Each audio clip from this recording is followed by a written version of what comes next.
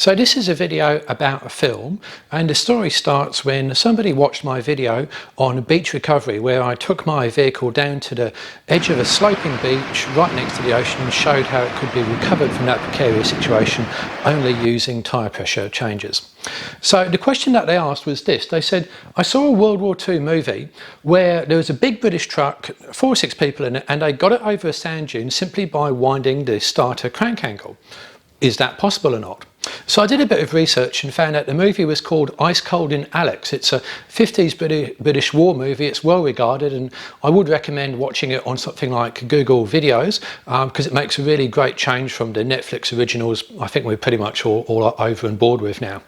So that was the movie, and what I'm going to do here is just analyse whether or not that actually was possible. But first, let's take a look at the actual scene.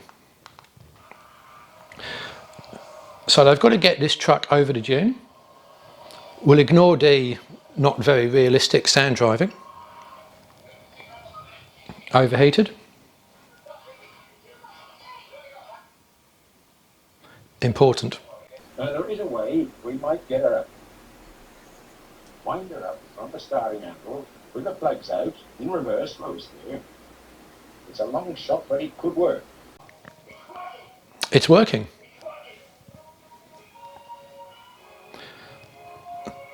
So there they go, vehicle's moving fairly fast.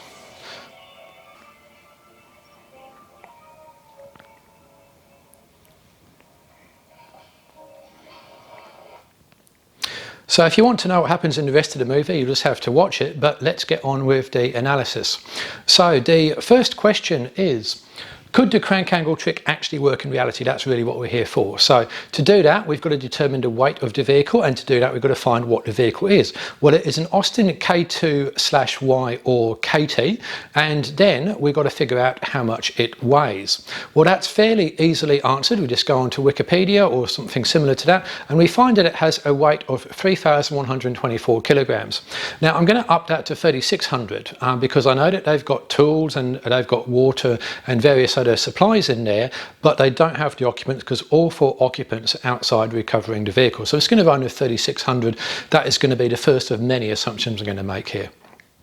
Okay, the next question is working out the gradient force. Now to do that, we've got to figure out what the gradient is. So I just took this still from the movie and I measured that at 23 degrees. Now a little bit of trigonometry tells us that 3,600 kilograms on a 23-degree slope is being pulled downwards with a force of 1,407 kilograms.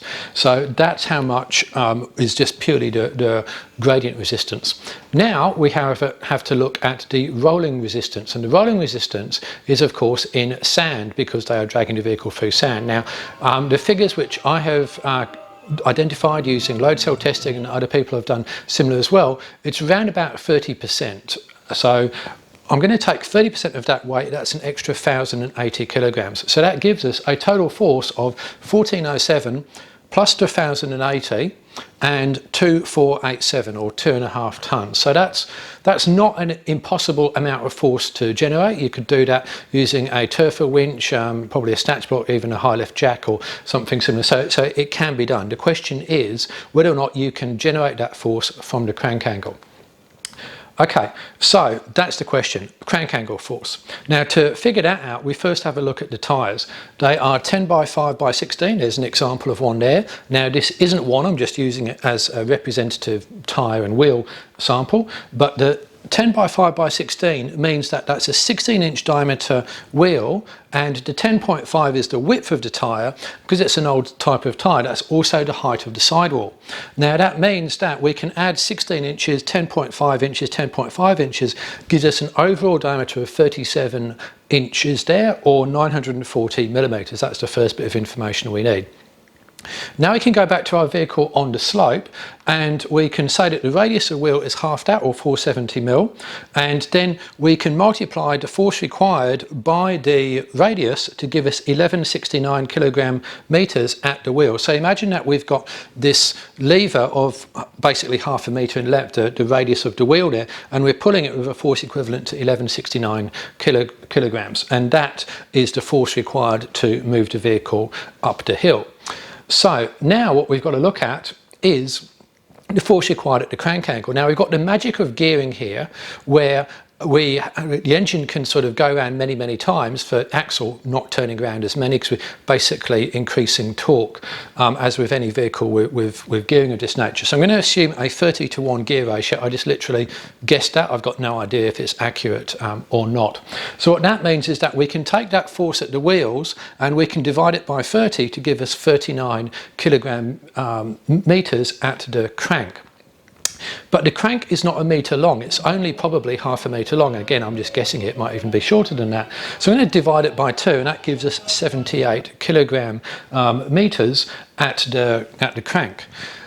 So then we have a further problem, because I haven't allowed for friction, because that assumes that there's no energy loss in the system, whereas in fact there will be, because whilst they've taken the spark plugs out, which is obviously a great idea, the pistons are still going up and down, the gearbox cogs are still turning, the differential gear is still turning. All of that will sap energy to a greater degree or another, so I've just taken 10%.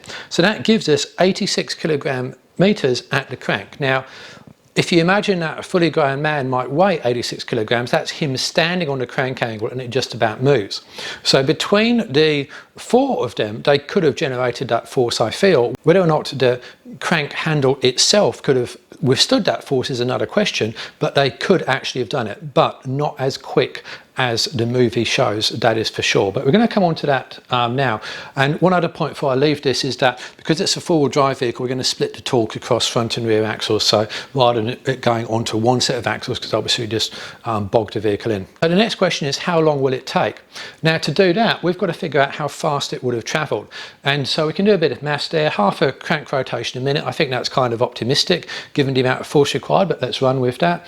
0.014 axle rotations per minute, 42.2 millimeters moved a minute, and you do want that 0.2 millimeters when you're going to all that effort, or 2.53 meters moved per hour, not particularly fast, and an extremely slow speed. And if you're wondering at this point, am I a fun person to watch movies with?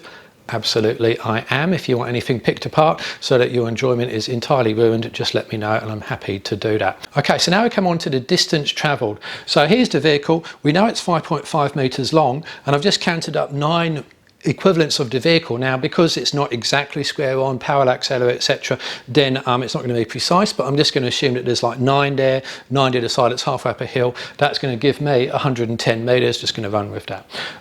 So if we do 43 hours worth of cranking at half a crank a minute, then at 13 hours a day, that's 3.3 days. Now they actually, well, I won't spoil the plot, but they appeared to do it a lot quicker than that, so I'm calling that unrealistic for starters. Probably would have been easier to drop tyre pressures. Okay, so what could have been done? Well, I think the first thing to do is actually drop the tyre pressures. That clearly wasn't done. The characters never did it. It didn't look to me like the tyres were at all deflated, and that would have made a massive difference in sand driving. That's the first thing you do, drop tyre pressures. I don't know what that vehicle runs normally, maybe 30, 40, 50 PSI, but I'd have dropped them right down. If that nice 100% sidewall, maybe down to 20, 15, even 10. And then I think they would have had a much easier time getting up.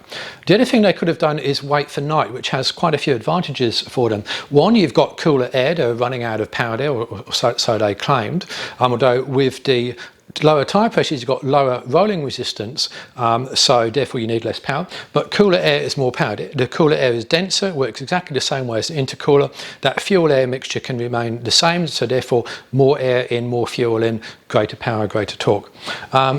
With lower temperatures overnight, then there's going to be less overheating, which is something they were concerned about. And also lower temperatures does make the sand a little bit denser and therefore easier to drive on. So I think with those combinations there, then they could have just driven over it. But, you know, maybe that wouldn't have made such a great movie plot. Anyway, I hope you enjoyed this little analysis. If you want to see more random analysis of weird and obscure British World War II movies that involve vehicles, stay tuned. I can't guarantee if I'll ever do another one, but you never know. What I can guarantee is that I'm going to do lots more stuff on vehicles, towing, four-wheel driving, race cars and everything else. So please subscribe, like, etc., share, do all those great things, and I'll see you in the next video. And if you do know anything more about this Ice Cold and Alex movie or the K2Y or anything else, please drop a comment. Thanks. Bye.